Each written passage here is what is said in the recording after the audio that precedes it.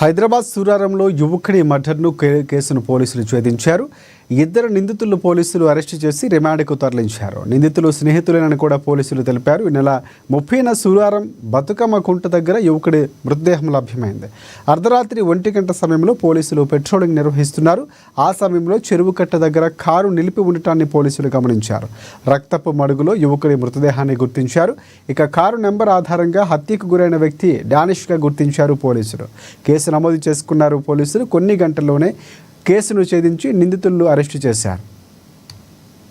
29వ తారీఖు నైట్ జరిగింది.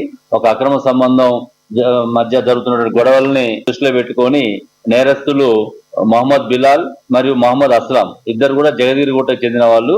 వీరిద్దరు కలిసి డానిష్ అనేటువంటి ఒక క్యాబ్ డ్రైవర్ ని కత్తులతోటి విచక్షణ రహితంగా పొడిచి చంపడం జరిగింది.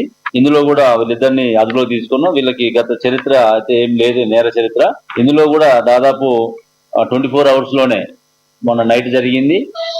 ఈ రోజుకి వాళ్ళు నేరస్తుల్ని అదుపులో తీసుకొని చేయడం జరిగింది. అంటే వాళ్ళు కూడా ఏంటంటే అంతకుముందు ప్రీవియస్ గొడవలు ఉన్నాయి వీళ్ళకి. ఈ గొడవల్ని దృష్టిలో పెట్టుకొని, అక్రమ సంబంధాన్ని దృష్టిలో పెట్టుకొని ఈ యొక్క వ్యక్తిని చంపాలని పథకం వేసుకొని మందు తాగుదామని చెప్పి పిలిపించి అక్కడ మాట వేసి నైట్ లో చంపడం జరిగింది.